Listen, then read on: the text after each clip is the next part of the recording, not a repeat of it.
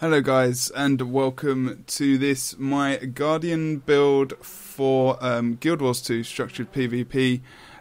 This is a bunker orientated build, a bunker support orientated build for you today that I've got. I don't play Guardian as much as I would, like to. I'm not massively keen on playing bunker specs, to be honest, but I normally play it because it's kind of a spec.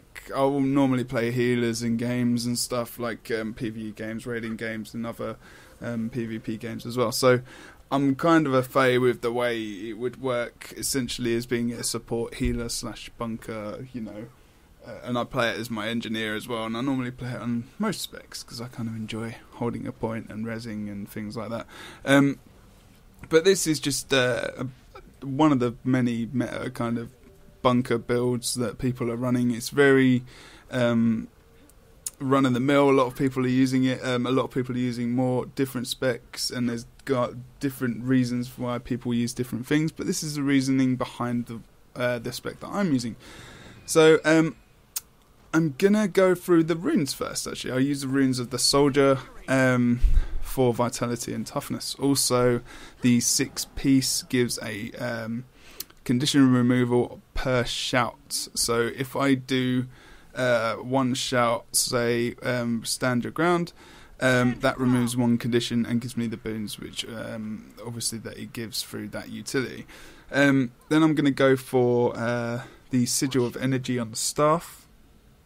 I'll go for the sigil of energy on the shield as well, which obviously gives you someone just dancing there, which obviously gives you energy back, so you get your dodge, half your dodge bar filled back up with that weapon swap, the cooldown being 9 seconds, obviously, that you can use that in.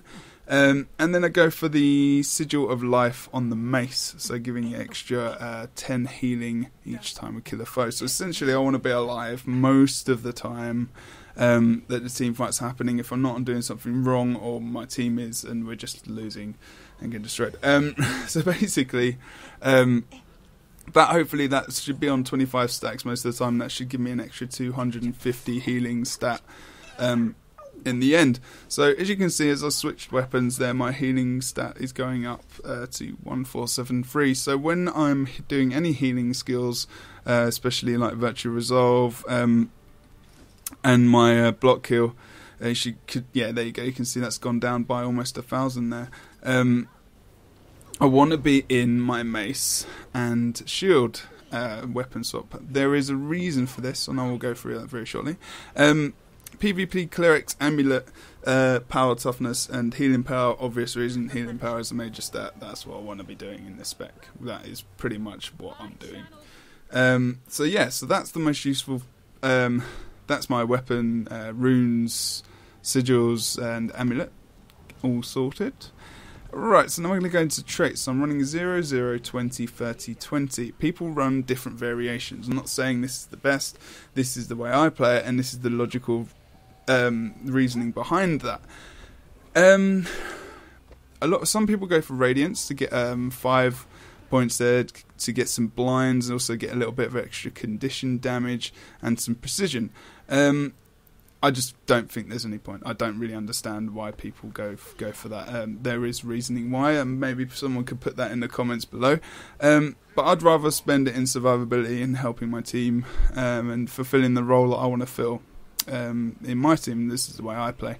So minor traits in this, they're not major big things, but obviously the Valorous defense is pretty nice. The first main one is purity, so lose a condition at a set time interval, so every 10 seconds you lose a condition.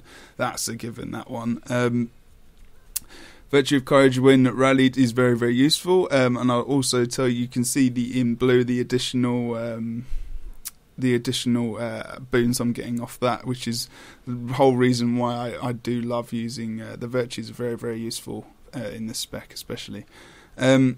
This is a trait I was talking about before. While wielding a mace, I get an extra 5% damage and an extra 250 spell power, healing power. Sorry.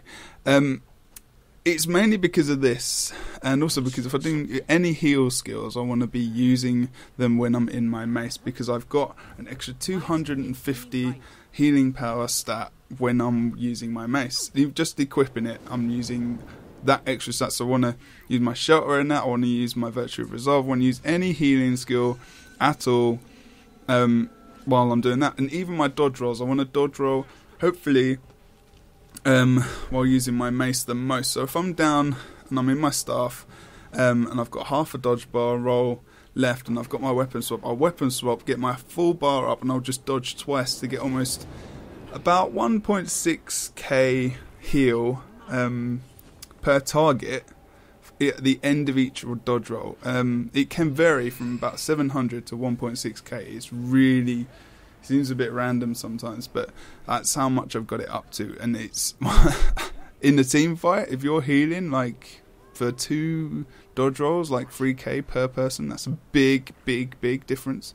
And people don't think about that. They don't think about the fact that the mace, having a mace, you get 250 extra healing power. That is a good thing to have, a very good thing. So yeah, that's basically why I run that. Now, gain vigor when you deliver a critical hit. And again, people going for 5, they're getting a bit of precision, so they're probably maybe thinking, maybe I can just gain a bit more dodge, and then that trait, and that could be a bit more powerful together. So maybe that's why people go for that, but I don't think it's a major difference. Reduces recharge of shouts. Obviously, I'm running shouts and utilities. Stand your ground, save yourselves, and hold the line. And also using the renewed focus, obvious reasons, just to tank on the point. It's not good when you're on the point and you want to keep it capped, unfortunately, because as you know, if you go invulnerable, then you do lose cap points, as you're not capping the point with that ability, because you can't get damaged. So they brought that in so that if you're stealthed or anything like that, that you don't get any ticks on the point because you're invulnerable. So kind of makes sense. So going around for the rest of the spec, so the end of the dodge roll heals nearby allies. You can see the base on it is 866. If I go into staff, the base of it is 741. So you can already see there's 120 difference in healing there just on the base of it. That's not affecting that's just the base stat. That's not running off my sigil of healing, sigil of life stacks, or anything else that I'm going to get, which is going to increase my healing stat. So going back into the traits, going to go have a look at the 30 in honour. Allies affected by shouts have conditions converted to boons. So most of my shouts are most of my abilities are affecting other people, and I'm giving boons to other people from those shouts. So the conditions get converted into boons. So a lot of people are getting a lot of boons off me that way as well. I go for in the 10 in virtues, I go for, I can't even say that properly, but basically you gave retaliation whenever you're dazed, knocked down, knocked back, feared, stunned, any of those kind of effects. And that really does help sometimes, especially because people do tend to go for a fear or a knockdown or a CC, and then they'll go for their burst damage. So to get that retaliation is actually really damn useful. That's the reason why I use it, because I myself, I know that if you're going to focus the Guardian especially, you want to CC the hell out of him, and then you just want to, hammer the hell out of him. So if you got that retaliation up, that's going to help you a little bit in team fights as well. Also gaining retaliation as well, when you activate a virtue. So 1, 2, 3, that's about 10 seconds of retaliation just by popping all 3 of those, and that's nice. If you're really screwed and you're going to get burst, and you can just pop all those, and that will help a lot. It would just deal so much more damage back to them. They really do screw themselves over, because that's a long time if they pop all their cooldowns as well. So the last trait going for the master trait in virtues is indomitable courage, which gives you stability for 3.5 seconds when you're activating the virtue of courage. Courage. It's 3.5 seconds. It's enough to get opponents down, but it does give it to other players as well. which is really useful, especially if you're going for a res, or if you're going for a down, or if you're just trying to stay on the point, or if you need to go off the point to res someone and you need to keep someone else on the point, you give them stability and yourself to go and res. You know, it's different things. So it's always thinking about the support element of this build, and how that is beneficial to your team and yourself as well.